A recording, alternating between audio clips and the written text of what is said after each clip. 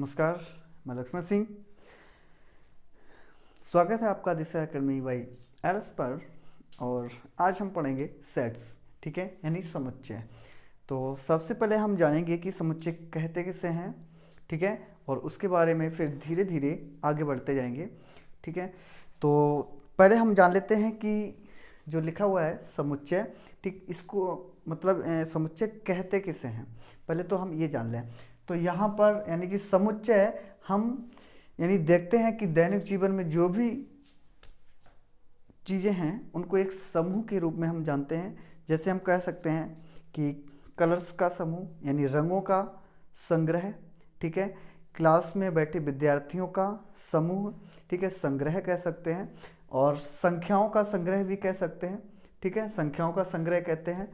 तो इसको क्या कहते हैं, यानी वस्तुओं का सुपरिभाषित संग्रह समुच्चय कहलाता है। यानी कि सभी सुपरिभाषित हों, यानी कि जैसे मान लो अगर मैंने जो उत्तर दिया, ठीक है, वही उत्तर प्रत्येक से मिले तब तो उसे हम समुच्चय कहेंगे, ठीक है। अगर हमें जैसे मैंने जो उत्तर दिया है, मैंने किसी और से पूछा, उसने अलग उत्तर दिया है, उसका आंसर दूसरा दिया है, तीसरे से हमने पूछा तो उसका उत्तर उसने अलग दिया है, तो ये जो है वो सुपरिभाषित नहीं है, ठीक है। ये क्या है, सुपरिभाषित नहीं है, तो उसको हम समुच्चय नहीं कहेंगे, ठीक है। यानी कि इसको हम फिर से देखते हैं, वस्तुओं का सुपरिभाषित संग्रह समुच्चय कहलाता है। यानी कि ये व्यक्ति यानी जो संग्रह है वो व्यक्ति के अनुसार ना बदले, ठीक है, व्यक्ति के अनुसार ना बदले। यानी कि अभी हमने एग्जांपल दिया कि हम जो उत्तर दे रहे हैं क्या ये उत्तर हमें सभी से एक जैसा ही मिलेगा, ठीक है, तो वो समुच्चय कहलाएगा। तो यहाँ पर जैसे अगर मैं कहूँ सप्ताह के सभी दिन, यहाँ पर लिखा हुआ है कि सप्ताह के सभी दिन, यानी कि सप्ताह के सभी दिन क्या होते हैं, सोमवार, मंगलवार, बुधवार और बृहस्पतिवार, शुक्रवार, शनिवार, रविवार, ठीक है। तो क्या मैंने ये सातों नाम लिए, मैं किसी और से पूछूं कि सप्ताह के सातों नाम क्या होंगे, तो वो क्या अलग थोड़ी ना बताएगा, यही तो बताएगा कि सोमवार, मंगलवार, बुधवार, बृहस्पतिवार, शुक्रवार, शनिवार, रविवार, ठीक है, तो यही बताएगा। यानी कि अब यानी कि इसको हम सप्ताह के सभी दिन, यानी कि हम लिखेंगे रविवार, सोमवार, मंगलवार, ठीक है, यहाँ मंगलवार, बुधवार,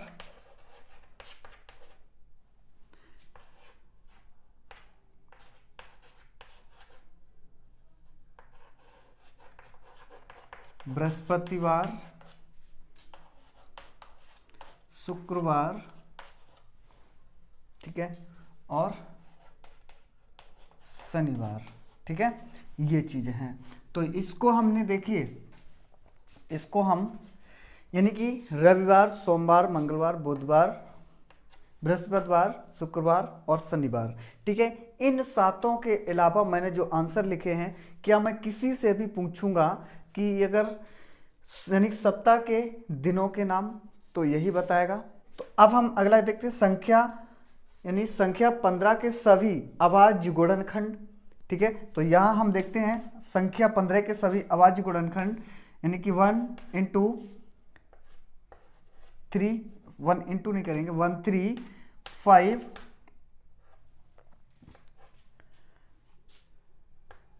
और 1 3 5, बस इतना ही रखिए, ठीक है, 1 3 5, ठीक है, यानी 1 3 5। अब किसी और से भी अगर पूछूं कि 15 के अभाज्य गुणनखंड क्या होंगे, तो वो भी यही बताएगा 1 3 5। सुपरिभाषित है ये, यहाँ लिख देंगे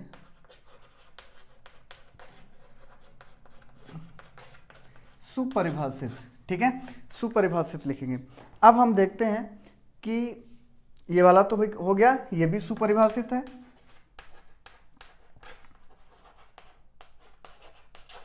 सुपरिभाषित, ठीक है। अब अगला है अंग्रेजी वर्णमाला के सभी स्वर, ठीक है, स्वर। तो अंग्रेजी वर्णमाला के सभी स्वर हम देखेंगे, यानी कि अगर कहें, यानी कि यहाँ पर होगा ए, ई, आई, ओ, यू, ठीक है, ए, ई, आई, ओ, यू, ठीक। तो यहाँ अगर किसी से भी पूछे, इस दुनिया में मैं किसी से भी पूछूं या किसी से भी पूछा जाए कि अंग्रेजी वर्णमाला के स्वर क्या होते हैं, तो वो भी शायद यही जवाब देगा, ए, ई, आई, ओ, यू, अगर उसने पढ़े हैं तो, ठीक है। तो क्या देगा, ए, ई, आई, ओ, यू, यानी कि यही 5 देगा। तो अगला हम इसको भी हम कहेंगे सुपरिभाषित है।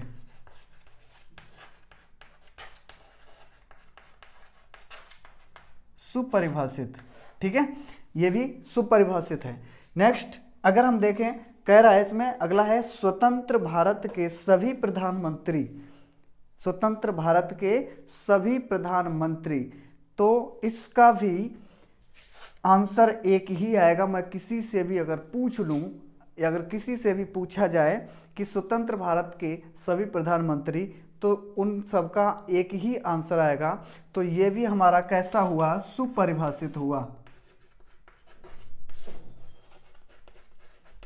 सुपरिभाषित, ठीक है।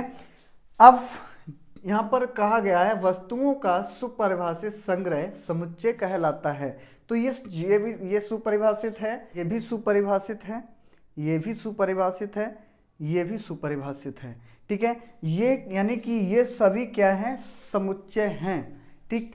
अब हम थोड़ा आगे और अभी कुछ इसमें है कि ब्रैकेट में किससे बंद होते हैं, किस में बंद नहीं किए जाते हैं, तब समुच्चय हम बनाने की देखते हैं, मतलब समुच्चय बनाए कैसे जाते हैं, ये भी हम अभी देखेंगे, ठीक। तो इतना तो समझ में आ गया, लेकिन इसमें और भी है। जैसे मान लीजिए अगर हम कहें कि यहाँ पर लिख दें, अगला एक बढ़ा दें 5 वाला, कि यानी कि अगर किसी से पूछा जाए कि सबसे अधिक खतरनाक जानवर कौन है, तो कोई बताएगा चीता है, कोई बताएगा क्या नाम सर्प है, ठीक है, कोई बताएगा कि सबसे ज़्यादा खतरनाक बैल होता है, कोई कहेगा कुछ भी बताएगा, ठीक। तो यानी कि इसका कहने का मतलब ये है किसी से एक जैसा आंसर नहीं मिलेगा, ठीक। तो उसको हम क्या नाम देंगे, इसको हम कहेंगे सुपरिभाषित, सुपरिभाषित नहीं है, ठीक है, सुपरिभाषित नहीं है। यानी कि जब सुपरिभाषित नहीं है तो हमारा ये समुच्चय भी नहीं होगा, ठीक। तो अब हम आगे देखते हैं एक बात, समुच्चय का जो संकेतन किया जाता है वो, यानी कि समुच्चय का संकेतन,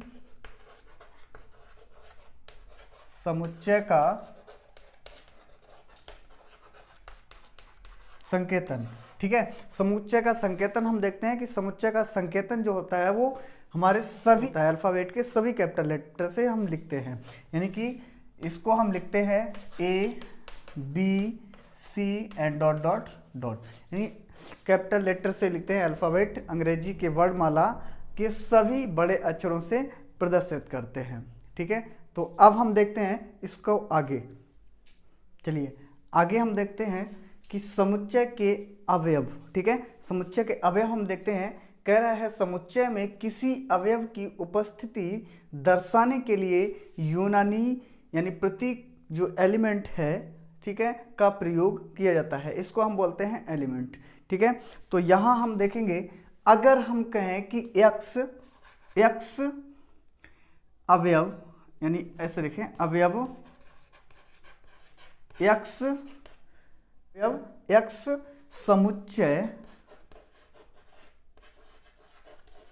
समुच्चय ए का अवयव है। बेटा क्या लिखा है हमने, यानी कि अवयव एक्स समुच्चय ए का अवयव है।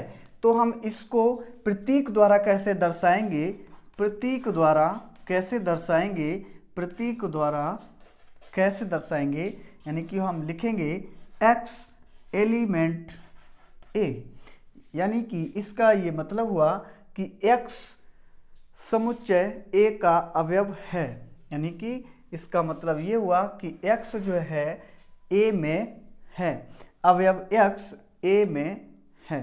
ठीक, नेक्स्ट नीचे लिखा हुआ है समुच्चय में किसी अवयव की अनुपस्थिति दर्शाने के लिए, ठीक है, ग्रीक शब्द जो ग्रीक प्रतीक है एलिमेंट नॉट बोलते हैं, इसको काट दिया जाता है इस तरह से, तो इसको बोलते हैं एलिमेंट नॉट, ठीक है, का प्रयोग करते हैं। जैसे अगर मैं कहूं अवयव x समुच्चय ए का अवयव नहीं है, ठीक है, अवयव नहीं है। ठीक, तो यहां इसको प्रतीक द्वारा कैसे दर्शाएंगे, तो x एलिमेंट नॉट ए, ठीक है, इसका ये मतलब हुआ कि अवयव x जो है यानी कि ए में, समुच्चय ए में नहीं है। ठीक है, चलिए देखिए अब हम क्या देखते हैं यहाँ पर समुच्चय का निरूपण, यानी कि समुच्चय का निरूपण किस तरह से किया जाता है। इसको दो तरह से हम कर सकते हैं, यानी कि नंबर 1 तालिका विधि, या इसको कहते हैं सूची विधि, या फिर हम इसको कहते हैं रोस्टर विधि। ठीक है, और नंबर 2 जो है वो गुण विधि है या समुच्चय निर्माण विधि है। ठीक है, यानी कि दो तरीके से करते हैं। वो किस तरह से होता है, इस तरह से मान लीजिए कि हम इसको नाम दे दें कि ए के सभी अवयव, यानी कि स्वरों का अवयव, ए के सभी स्वरों का अवयव। तो हम देखते हैं ए के जो भी स्वर हैं, ठीक है, यानी कि ए, ई, आई, ओ, यू, ठीक है, यू, यू, ठीक है। और हम अगर कह दें बी के सभी, यानी 3 के प्रथम 5 गुणज, अगर हम कहें 3 के प्रथम 5 गुणजों का समूह जो वी में है, तो हम कहेंगे 3 यानी और 6, 9, 12, ठीक है, 5, ठीक है, ये चीज़ें हैं। अब इसमें क्या होता है, इसमें यहाँ देखेंगे, इसमें यहाँ समुच्चयों के सभी अवयव को एक स्वेच्छ अवयव x से दर्शाते हैं। ठीक है, एक जो चर है, अवयव नहीं चर कहेंगे, ठीक है, एक चर x से दर्शाते हैं तथा विशेष चर को px चर से दर्शाते हैं, गुण को px से दर्शाते हैं। तो समुच्चय को निम्न प्रकार लिखा जा सकता है, x जो दो डॉट लगते हैं इसको बोलते हैं सच दैट, ठीक है, x सच दैट px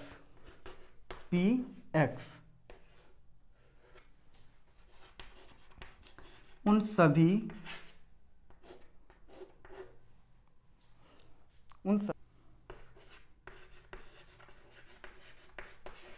अवयवों का समुच्चय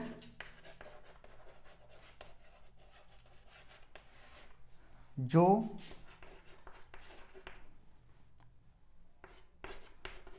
px को संतुष्ट करते हो।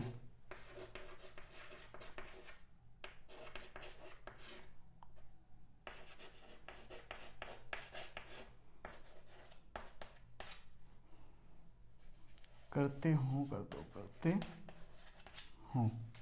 ठीक है, ये जो हो गए। अब हम देखते हैं इनको आगे। चलिए अगला हम देखते हैं, यानी कि महत्वपूर्ण बिंदु है कुछ, ठीक है, इनको देख लेते हैं। कुछ महत्वपूर्ण बिंदु हैं जो सेट से रिलेटिव है, यानी समुच्चय से रिलेटिव है। तो यहाँ हम देखते हैं क्या महत्वपूर्ण बिंदु है। नंबर 1 है, यदि किसी समुच्चय में अवयवों की संख्या कम होती है, ठीक है, तो उसे हम तालिका में लिखना सुविधाजनक मानते हैं, यानी कि इस तालिका में लिखना सुविधाजनक होता है। ठीक है, अगला है, यदि किसी समुच्चय में अवयवों की संख्या अधिक होती है तो उसे गुण विधि से, यानी कि गुण विधि से लिखना सुविधाजनक होता है। अगला हमारा और है, किसी समुच्चय के अवयवों को सूचीबद्ध करते समय, ठीक है, प्रत्येक अवयव को केवल एक बार ही लिखा जाता है, यानी कि प्रत्येक अवयव को केवल एक बार ही लिखा जाता है। अभी हम आगे समझाएंगे कि किस तरह से ये लिखते हैं। ठीक, अगला है किसी समुच्चय में अवयवों को किसी भी क्रम में लिखा जा सकता है, हम किसी भी क्रम में लिख सकते हैं उसको। ठीक है, तो हम अब आगे देखते हैं इसको। चलिए आगे हम देखते हैं कि दिया गया है संख्याओं के कुछ महत्वपूर्ण समुच्चय हैं। ठीक है, तो उनको देखते हैं। तो नंबर फर्स्ट पे कह रहा है धन पूर्णांकों या प्राकृतिक संख्याओं का समुच्चय। ठीक है, धन पूर्णांकों या प्राकृतिक संख्याओं का समुच्चय, यानी कि इसको हम प्लस आई या फिर हम प्लस जेड या फिर हम कह सकते हैं या एन से प्रदर्शित करते हैं। ठीक है, एन से प्रदर्शित करते हैं।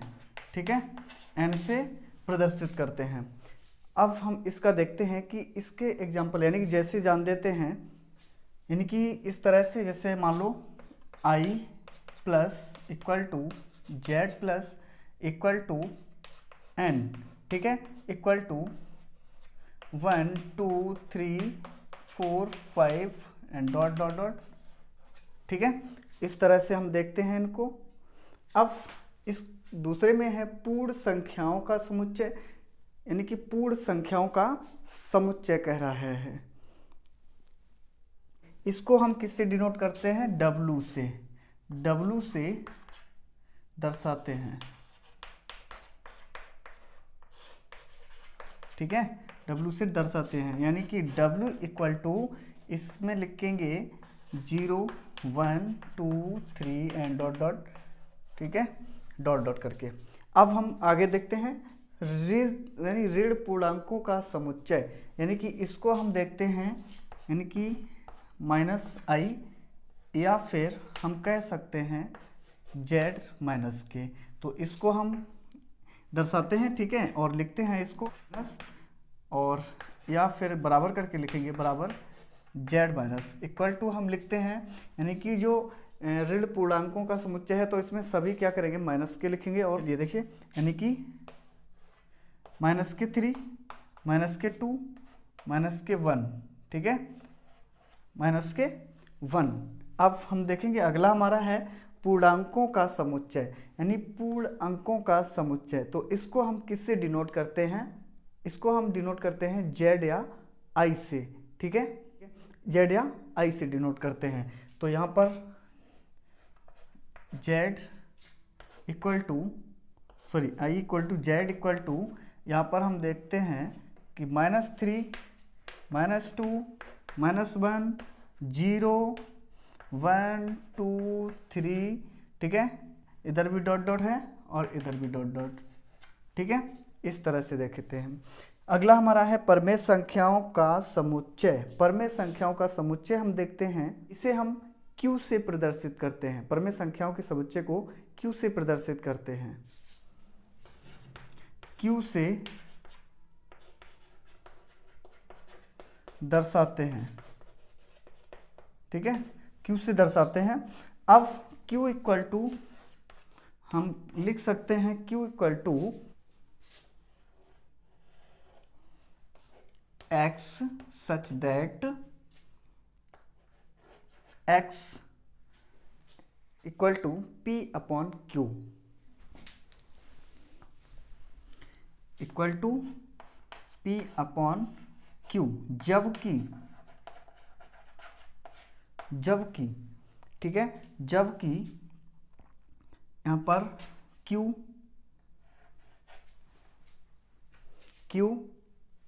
P, यहाँ पर ऐसे लिखो, P Q एलिमेंट I। ठीक है, P Q element I, but Q equal to not 0। ठीक है, ये होगा। अब अगला आता है हमारा अपरमेय संख्याओं का समुच्चय। अपरमेय संख्याओं का समुच्चय कौन सा होता है, हम देखते हैं उनको। ठीक है, अपरमेय संख्याओं का समुच्चय, इसे हम T से प्रदर्शित करते हैं। T से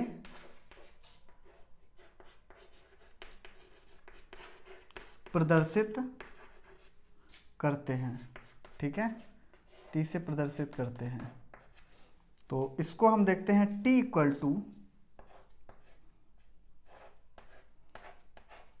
टू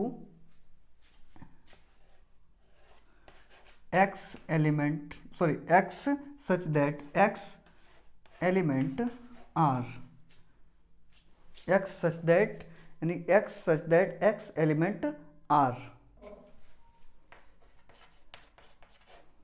और x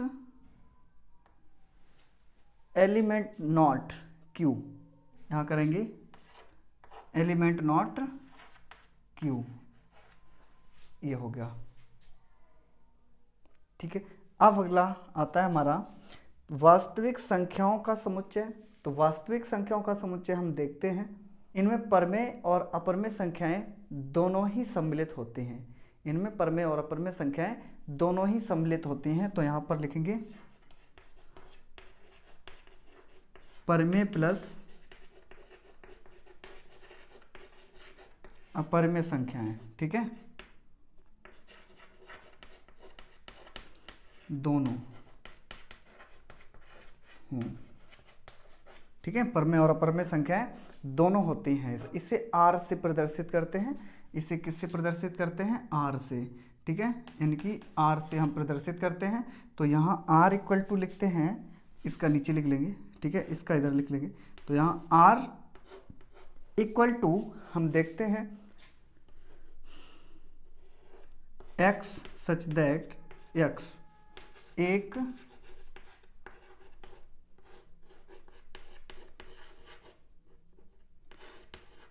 वास्तविक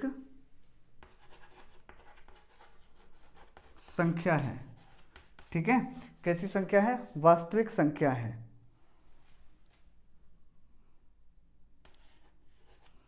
इक्वल टू में हम ऐसे भी लिख सकते हैं कि x such that x square is greater than 0, ठीक है, इस तरह से भी हम लिख सकते हैं। अगला हमारा आता है सम्मिश्र संख्याओं का समुच्चय, ठीक है, इसे हम किससे डिनोट करते हैं, इसे हम c से डिनोट करते हैं, ठीक है, इसे हम c से डिनोट करते हैं, इसे c से प्रदर्शित करते हैं, ठीक है, किससे प्रदर्शित करते हैं, c से प्रदर्शित करते हैं। हम लिखते हैं c equal to x such that x equal to a plus IV, ठीक है, a plus IV, IV a और करके हम लिखेंगे और x नहीं a b एलिमेंट r, ठीक है, ए बी एलिमेंट r, यानी कि ए आर के भी एलिमेंट हैं, और आई स्क्वायर इक्वल टू -1 और आई स्क्वायर इक्वल टू -1।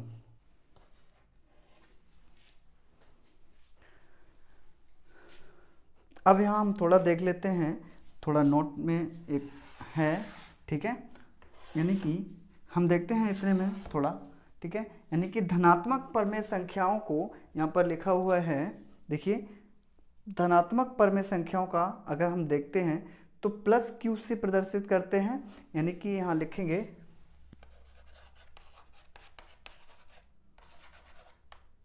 धनात्मक परमेय संख्याएं, संख्याओं को q प्लस तथा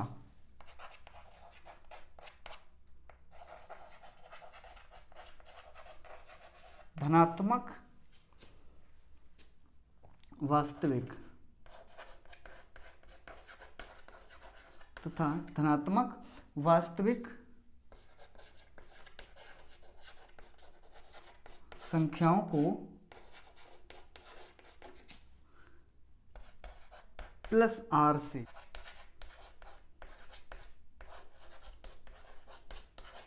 प्रदर्शित करते हैं। ठीक है, ये तो हो गए, हमने कुछ सेट्स के बारे में बताया है। ठीक, अब हम आगे देखेंगे इनकी एक्सरसाइज। ठीक है, अगले वीडियो में हम देखेंगे इनकी एक्सरसाइज, जो हमारा सेट्स है यानी समुच्चय है, इसकी एक्सरसाइज 1.1 देखेंगे। तो आज के लिए बस इतना ही काफ़ी है। ठीक है, फिर मिलते हैं नेक्स्ट वीडियो में, तब तक के लिए धन्यवाद।